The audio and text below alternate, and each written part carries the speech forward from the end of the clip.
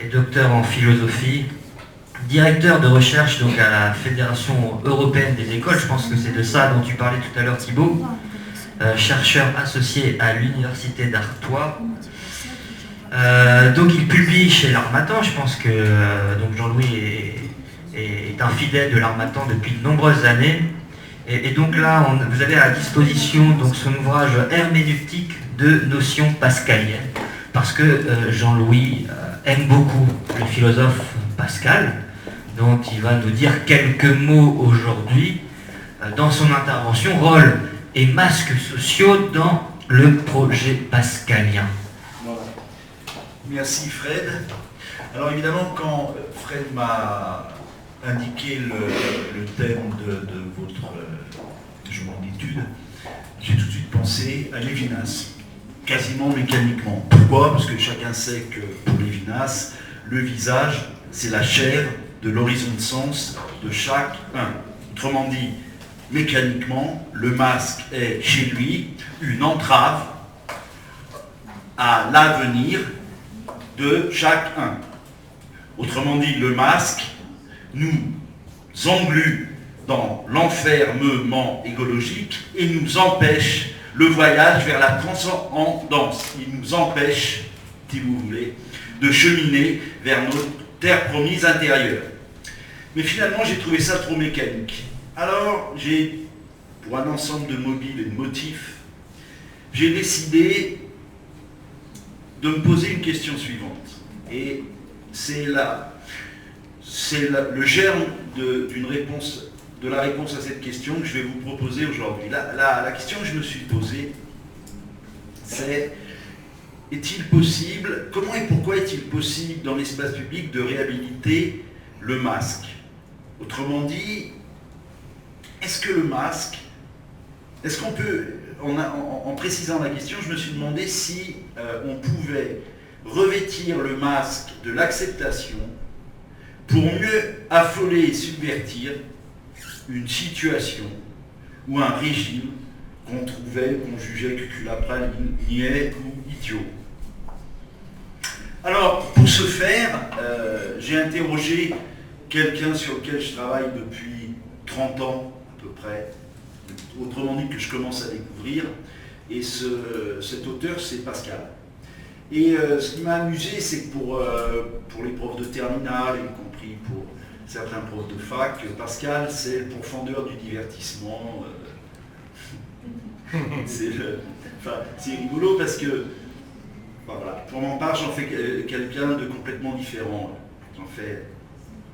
Et je me suis dit, tiens, avec Pascal, comment on pourrait réhabiliter le masque? Alors là, je me suis dit, bon, ça vous le savez, ça, un étudiant de première année le sait, le masque c'est persona, donc persona c'est le champ lexical du théâtre, du rôle, et je me suis dit, bah tiens, les rôles sociaux, parce que en gros je trouve que Pascal est très proche de Van Hegen, et voilà, il est situé, je pense qu'ils l'ont beaucoup pillé. Et donc je me suis dit, comment avec Pascal on pourrait réhabiliter le masque, le rôle, dans l'espace public. C'est un peu à ça c'est de ça dont je vais vous parler aujourd'hui. Alors pour complexifier ça, j'ai réuni ce qui était un peu épars, puisque j'ai lu Pascal à la lumière, j'avais envie de le faire, de Roger Caillois. Voilà. Donc le jeu, le rôle, le masque chez Pascal, et je vous laisserai faire l'herméneutique contemporaine de ce que, parce que moi je vais vous parler uniquement du grand siècle, mais enfin vous verrez c'est assez évident. Merci, donc je vais commencer là. Ah ben non, oui, je vais prendre le micro. Alors, le jeu traduit et développe des dispositions psychologiques qui peuvent constituer d'importants facteurs de civilisation. Cette phrase de Caillois peut à mon sens s'appliquer parfaitement au jeu social et politique pascalien. Alors d'où une première série de questions. Pourquoi dire que Pascal parle de jeu social et politique? Comment le pourfendeur du divertissement peut-il conférer une telle valeur au jeu? Alors, au rôle, au masque, pour prendre en charge ces interrogations, La problématique de ma petite intervention va s'énoncer comme suit. En quel sens est-il légitime d'affirmer que Pascal accorde une valeur incontestable au rôle social, partant au masque que l'on peut revêtir dans la cité? Alors pour répondre à la question, classiquement 3 moments. D'abord, grâce aux catégories de Roger Caillois, l'aléa et la mimicrie, mais tout ça je vais expliquer, c'est des jeux, c'est des relations au jeu. Les premières spécificités du jeu politique et social pascalien, je les appréhenderai à partir de ces 2 catégories de Roger Caillois que j'expliquerai. Ce qui apparaîtra ici est qu'en tant qu'homme, nous sommes embarqués dans le jeu social. Bref, en réalité, on ne peut pas s'y soustraire. On ne peut pas s'y soustraire. Ensuite, on approchera la politique pascalienne en la rapportant aux notions d'agone et d'ilinx. Et puis enfin, tout ça je définirai en temps voulu. Enfin, après avoir rapporté le jeu social à la catégorie de ludus, bien, je montrerai ce qui distingue comment distinguer le joueur conscient d'un joueur non conscient. Là, il y a des catégories qui sont un peu sociologisantes. En tout cas, il y a une typologie pascalienne qui, si on la métamorphose dans le contemporain, me semble-t-il, peut devenir très très intéressante à l'heure de la cancel culture et toutes ces choses. Alors, premier moment, jeu social, aléa et mimicrie. Dans les discours sur la condition des grands, Pascal propose l'allégorie suivante pour montrer le caractère absolument, mais alors absolument non nécessaire de l'ordre et contingent. De l'ordre, fils d'un duc, mais vous ne vous trouvez au monde que par une infinité de hasards. Votre naissance dépend d'un mariage, ou plutôt de tous les mariages de ceux dont vous descendez. Mais ces mariages, d'où dépendent-ils? D'une visite faite par rencontre, d'un discours en l'air, de 1000 occasions imprévues. Le sens du passage, il est clair. Tout ordre établi n'est que le produit d'une série de circonstances hasardeuses. C'est la témérité du hasard qui fait les lois. En fait, ce qu'il veut montrer, c'est qu'il n'y a aucun lien naturel qui attache un homme plutôt à la condition de duc qu'à celui de batelier. Comme les personnages d'une représentation théâtrale, les rôles politiques et sociaux, les masques que l'on revêt dans l'espace public n'ont aucune consistance ontologique, a priori. Le roi n'est pas roi par nature, de la même façon dont l'acteur d'une pièce de théâtre n'est pas le personnage qu'il incarne durant la représentation. En réalité, tout ordre politique perdure grâce à la virtuosité avec laquelle ses membres interprètent leurs rôles sociaux. Pascal partage le point de vue exprimé par Machiavel dans Le Prince. Quelle que soit la manière dont le pouvoir fut établi, le souverain doit donner l'impression que le pouvoir lui revient naturellement. Du coup, il se montre juste, même s'il ne l'est pas. Il est accompagné des représentants de l'Église, il est entouré de courtisans, etc., etc. La même chose est valable pour tous les rôles sociaux. Le noble joue à son tour le rôle du noble. Les fonctionnaires de l'État, idem, les membres du clergé, etc., etc. Là, je pense que, bon, pour ceux que ça intéresse, on pourrait vraiment rapprocher le rôle, le masque chez Pascal et chez Van Hegel. Ces derniers, en fait, ces rôles, ces masques que l'on revêt dans l'espace social sont admis grâce à la légitimité que leur confère l'imagination. Et comme dans une pièce de théâtre, les acteurs du politique doivent jouer leur rôle en invoquant les symboles fictifs du pouvoir qui sont reconnaissables par la société entière et qui permettent aux spectateurs de se représenter. Le fonctionnement du signe est indissociable du pouvoir de l'imagination, dont le but est de charger de sens les signes en vertu d'une grille d'interprétation préalablement définie et unanimement acceptée. Bon, alors bon nombre de corps sociaux le comprennent. Les magistrats, par exemple. leur robe rouge, leur hermine dont ils s'emmaillotent en chat fourré, les palais auguste chez Pascal, hein, les fleurs de lys, tout cet appareil auguste était fort nécessaire. Et si les médecins n'avaient des soutanes et des mules et que les docteurs n'eussent des bonnets carrés et des robes trop amples de 4 parties, jamais ils n'auraient dupé le monde. L'ordre social s'offre ainsi primordialement comme une illusion, dans la mesure où il ne repose que sur l'attelage hasard-imagination.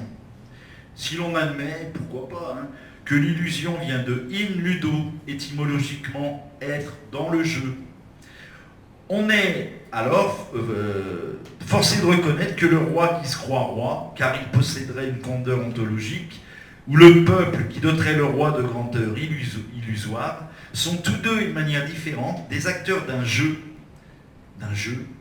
frappé du sceau, de l'aléa et de la mimicrie. Alors j'explique. L'aléa, au sens, j'emprunte la catégorie à Caillois, c'est en latin, c'est le nom d'un jeu de dés. Le destin est le seul artisan de la victoire, et celle-ci, quand il y a rivalité, signifie exclusivement que le vainqueur a été plus favorisé par le sort que le vaincu. Des exemples purs de cette catégorie de jeu sont fournis par les dés, la roulette, le pile ou face, la loterie. Ici, non seulement on ne cherche pas à éliminer l'injustice du hasard, mais c'est l'arbitraire pur de celui qui constitue le ressort unique du jeu. Donc pour Pascal, l'ordre social est frappé du sceau de l'aléa. On n'a aucune légitimité, aucune. On va voir que c'est dialectis tout, donc c'est que le début, ça, évidemment. Précision importante, la règle d'un tel jeu ne se réclame d'aucune nécessité. Elle ne repose sur aucun fondement rationnel. Elle est parfaitement arbitraire. Hein. Toute autre règle pourrait prendre sa place, mais elle est néanmoins incontestable. Il y a sans doute des lois naturelles, explique-t-il, mais la raison corrompue a tout corrompu. L'homme a donc été contraint de forger des règles artificielles. La différence entre le jeu social et le jeu de hasard réside toutefois dans le point qui suit. On est soumis à l'arbitraire du jeu une fois que, par une décision libre, on a accepté de se placer dans le cadre qu'il détermine. La servitude est donc volontaire. Pour les règles sociales, le choix ne nous est pas donné de participer ou non. L'homme est un joueur, ou plutôt certains hommes sont joueurs malgré eux. Je vais y revenir. Pour le moment, j'explique la deuxième caractéristique du jeu social et politique pascalien, c'est la mimicrie. Tout jeu suppose l'acceptation temporaire, sinon d'une illusion, au moins d'un univers clos, conventionnel et à certains égards fictif. Le jeu peut consister non pas à déployer une activité ou à subir un destin dans un milieu imaginaire, mais à devenir soi-même un personnage illusoire et à se conduire en conséquence. On se trouve alors en face d'une série variée de manifestations qui ont pour caractère commun de reposer sur le fait que le sujet joue à croire, à se faire croire, ou à faire croire aux autres qu'il est un autre que lui-même. Il oublie, déguise, dépouille passagèrement sa personnalité pour en feindre une autre. C'est ça la mimicrie. La combinaison du hasard et de l'imagination ne suffit toutefois pas à expliquer la durée de l'illusion sociale et politique. Il y a un troisième élément qui rentre en ligne de compte, c'est la force. Sans la force, la dite illusion ne pourrait pas durer. D'où l'aspect agonistique du jeu social. Alors, jeu social et agone. Il y a tout un groupe de jeux qui apparaît comme compétition, c'est-à-dire comme un combat, où l'égalité des chances est artificiellement créée pour que les antagonistes s'affrontent dans des conditions idéales, susceptibles de donner une valeur précise et incontestable au triomphe du vainqueur. Il s'agit chaque fois d'une rivalité qui porte sur une qualité, rapidité, endurance, vigueur, mémoire, s'exerçant dans des limites définies et sans aucun secours extérieur, de telle façon que le gagnant apparaisse comme le meilleur dans une certaine catégorie d'exploits. C'est la règle des épreuves sportives et la raison d'être de leurs multiples subdivisions lorsqu'elle oppose deux individus, polo, tennis, foot. Agonistique, l'ordre social donc l'est assurément. Le noble, le roi, doivent leur légitimité, ou en tout cas doivent leur légitimité et en assurent la pérennité grâce à la force. Grâce à l'ordre est établi, grâce à l'établissement humain et non pas à une quelconque loi naturelle. Cet ordre n'est fondé que sur la volonté des législateurs qui ont pu avoir de bonnes raisons pour légiférer ainsi, mais dont aucune n'est prise d'un droit naturel qu'on aurait sur ces choses. Le jeu politique est né d'un affrontement et s'offre à tout coup comme un fils de la force. Pascal le dit explicitement, qu'il cherche par tous les siècles et dans tous les lieux, l'homme ne trouvera point la justice, mais que la force règle tout, et que la force règne toujours. Je fais juste une parenthèse, à un moment où on se drape dans les oripeaux de la République pour fustiger certains comportements qui effectivement sont fustigeables, je rappelle quand même que la République elle n'est pas née à coups de bisous et à coups de bouquets de fleurs. Alors de nouveau, comme Machiavel et Hobbes, Pascal est conscient que l'ordre politique et social est le produit de la violence, de la guerre, entre des groupes désirant imposer leur hégémonie. En ce sens, l'État apparaît comme l'expression juridique d'un rapport de force, de la victoire d'une faction sur une autre. Hasard, imagination et force constituent donc les caractéristiques essentielles du jeu politique. Dans les conditions où rien d'autre que la force physique ne justifie la hiérarchie sociale, le seul moyen d'assurer de façon paisible la continuité des institutions politiques est le jeu. Pour que le roi soit considéré comme roi, il faut qu'il joue au roi. C'est-à-dire qu'il faut qu'il adapte son comportement public au rang possédé. La représentation sociale commune n'est rien d'autre qu'une construction fictive. Rien dans la nature ne justifie l'ordre politique, à part le hasard combiné à la force du plus puissant. Dans cette situation, l'imagination, quant à elle, a pour vocation de rationaliser le domaine politique, d'imaginer au sens moderne, c'est-à-dire de feindre, de truquer, des principes et des symboles qui peuvent donner à la politique le nécessaire semblant de légitimité. Alors voilà pour l'aléa, la mimicrie et l'agonie, l'ilinx. L'ilinx, c'est la dernière catégorie de jeu chez Caillois. C'est une espèce de jeu qui rassemble ceux qui reposent sur la poursuite du vertige et qui consiste en une tentative de détruire pour un instant la stabilité de la perception et d'infliger à la conscience une sorte de panique voluptueuse. Dans tous les cas, il s'agit d'accéder à une sorte de spasme, de transe, d'étourdissement, qui anéantit la réalité. On peut alors se demander si dans l'espace public, le divertissement, entendu au sens contraire de convertirer, le retour vers soi.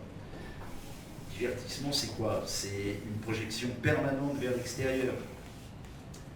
Mais on peut se demander si le divertissement, cette projection permanente vers l'extérieur, cette négation absolue de l'homme intérieur, on peut se demander si ce n'est pas une exemplification bilingue. Si on admet avec Pascal que le divertissement est la seule chose que les hommes aient trouvée pour ne pas penser à la mort, donc, alors je rappelle que le divertissement, c'est pas une série d'activités, c'est une relation à la chose. Tout à l'heure, il était question du vide. Je rappelle qu'un vide plus un vide, ça fait toujours du vide, quoi. C'est-à-dire qu'on peut entrer en fusion avec une activité, une personne, si, évidemment, Pascal le dit très bien, si on cherche à combler son vide par l'autre, il est évident que c'est une attitude qui ne sera pas féconde. Voilà, pour dire simplement. Alors, en tout cas, on peut se demander si le divertissement est la seule chose que les hommes aient trouvée pour ne pas penser à la mort, donc pour anéantir la réalité, le réel. Et on rappelle ici que, voilà ce que je viens de dire sur le divertissement, on peut admettre que le jeu social pascalien, expression forte du divertissement, est irrigué par une dynamique de l'ilinx, l'illusion sociale favorisant l'étourdissement, qui, chez Pascal, s'appelle l'aveuglement, ou l'égarement à l'endroit de ce que devraient être les véritables préoccupations de l'homme. Mais en ce lieu de nos présentations, il convient de le formuler. Pour Pascal, le jeu social a pour but de compenser l'absence de légitimité de l'organisation. Il relève donc in fine plus du ludus que de la païdia. Je vais expliquer les deux notions. C'est Caillois qui a été, une nouvelle fois, le premier à distinguer sur le registre du jeu le ludus du païdia. Pour lui, à l'extrémité du spectre des jeux se trouve le pur ludisme. Débarrassé de toute forme de règles, proche des jeux que les enfants s'inventent sans but précis, sans cadre, au gré de leurs envies et de leur imagination, tel est le ludisme pur. Sauter du canapé sur le sol, gribouiller des univers sur les murs de la chambre, agiter un bâton s'imaginant qu'il s'agit d'une épée, c'est du ludisme pur, baptisé païdia. À l'autre extrémité du spectre se trouve le jeu qui émerge des contraintes, des objectifs, des règles et des limites d'un système. Son incarnation la plus connue, c'est le jeu d'échecs. Enfin, son illustration la plus connue, c'est le jeu d'échecs. Dans ce type de jeu, ce sont les objectifs, les difficultés à surmonter les règles et les contraintes d'un environnement ou d'un système qui sont constitutifs de l'activité ludique et du ludus. Alors, issu du latin, lui aussi, ça peut se traduire par jeu, sport, entraînement. À l'époque de la Rome antique, le ludus était lié à l'éducation des enfants, dans le sens où le jeu social éduque bien, au sens étymologique, on peut dire que c'est que le jeu social politique pascalien est frappé du sceau du ludus. Pourquoi? Parce qu'en réalité, derrière ce qui pourrait sembler une condamnation des rôles, de l'idiotie en fait du système, dans une démarche qu'il appelle le renversement du pour contre, que c'est un mec qui ne fait que penser contre lui-même, Pascal, il va s'objecter, s'auto-objecter, se mettre en question, et il va voir dans la misère de l'espace public une grandeur.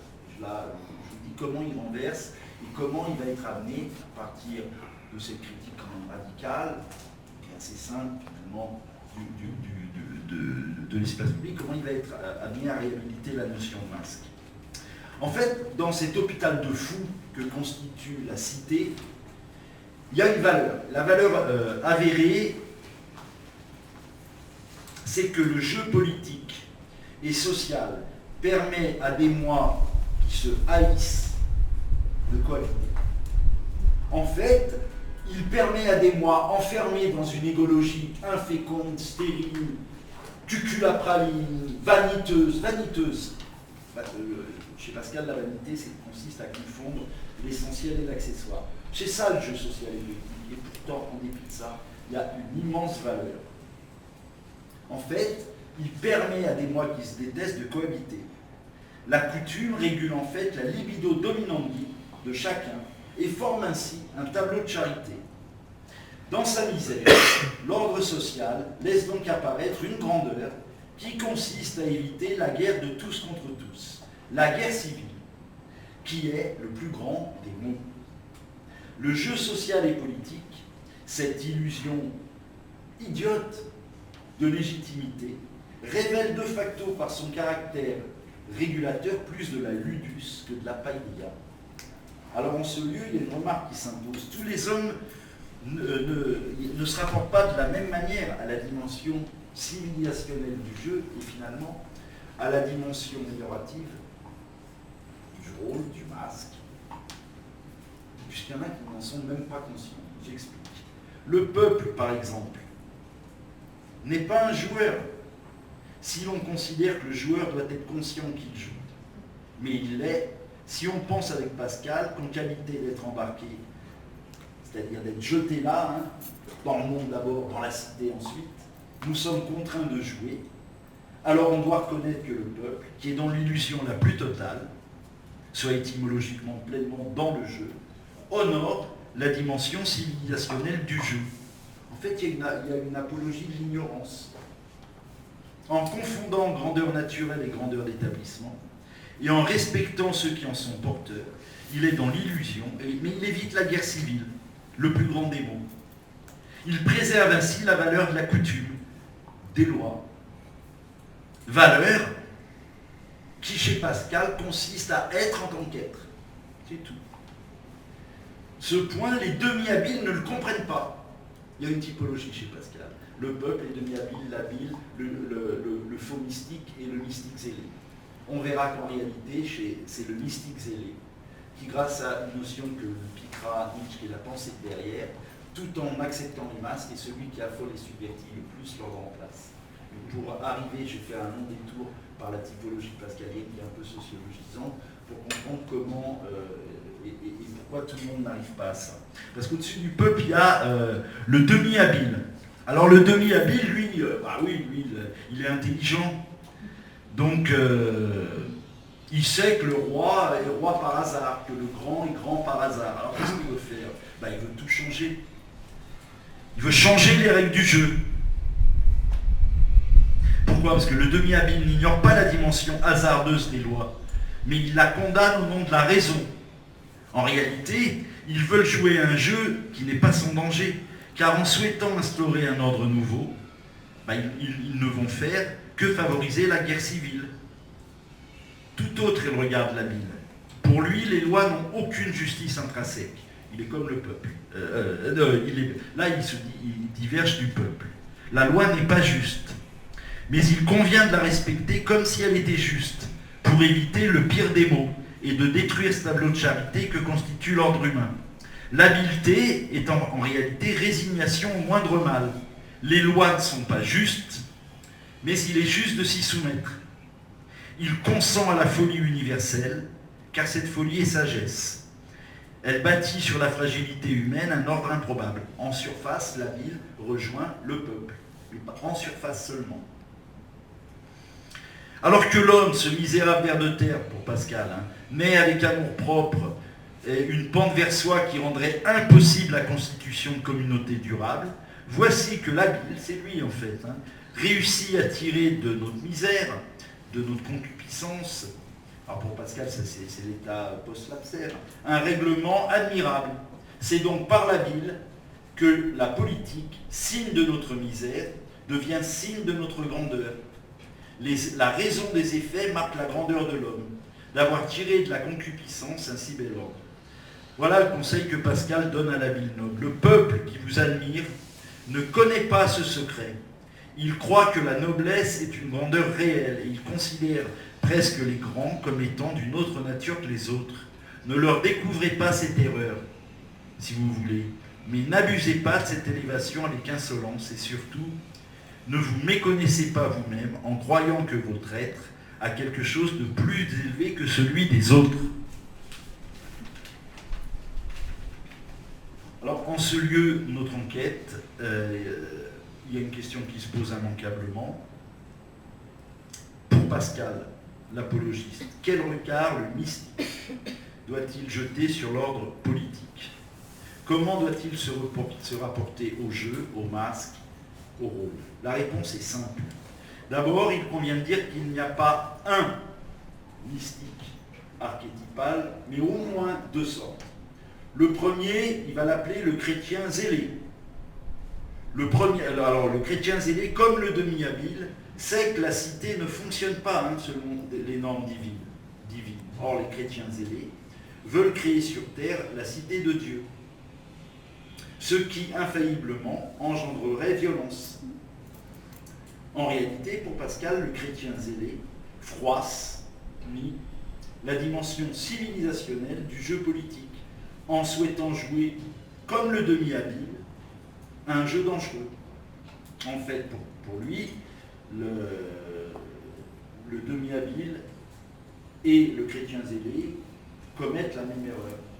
Ils veulent remplacer quelque chose par autre chose qui ne sera pas forcément plus légitime. Et surtout, pour y parvenir, ils vont foutre en l'air, ils vont faire exploser l'ordre social.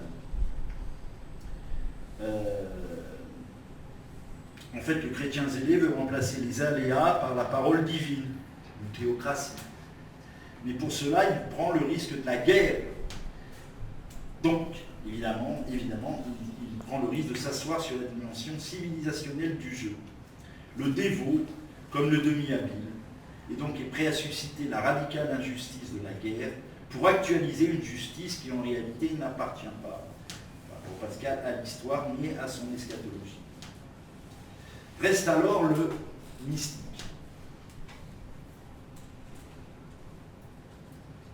Le mystique, c'est celui qui dépasse les 4 autres modes d'être. Il sait que l'honneur, mais qui passe, il sait que l'honneur à rendre au grand, au roi, l'emporte sur les raisons de les mépriser. Mais il y a davantage. L'ordre pénal ne contredit pas aux règles essentielles de la vraie justice. La véritable équité brille et assujettit tous les peuples. Elle est répandue dans toutes les législations. Quand la loi naturelle s'est obscurcie dans les cœurs, ça c'est le propos de Pascal, Dieu l'a gravée sur la pierre du mont Sinaï. La loi juive, tu ne tueras point, tu ne commettras pas l'adultère, tu ne voleras pas. Cette loi, dit Pascal, est la loi la plus ancienne et la plus parfaite. Et elle a assujetti tous les peuples, puisque les législateurs grecs et romains ont emprunté leur principale loi. Cela est la première loi du monde se rencontre aussi la plus parfaite, en sorte que les législateurs ont emprunté les leurs. Si vous voulez, nous sommes loin ici d'un Pascal qui réduirait l'ordre politique à un hôpital de fous. Mais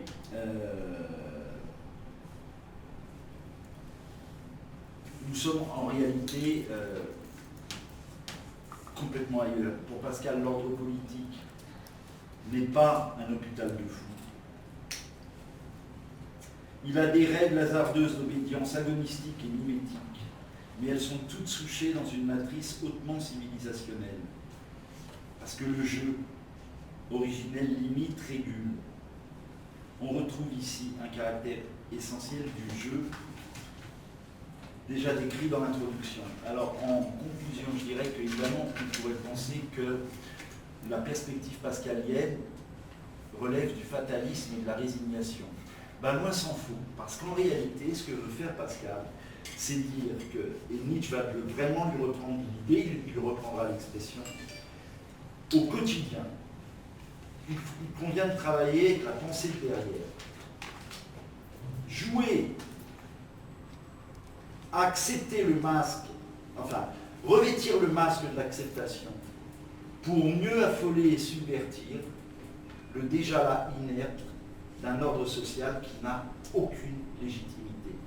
Et ce, dans un seul but, préserver la paix civile. C'est-à-dire construire un royaume de l'invisible dans le visible, à travers des petits gestes, des petits actes. Et on sait très bien que l'océan n'est qu'un assemblage de millions de gouttes. Voilà ce que j'avais à dire, mais c'était un peu oblique par rapport à la thématique psychanalytique. Je pense que ça pouvait avoir sa place. Je vous remercie.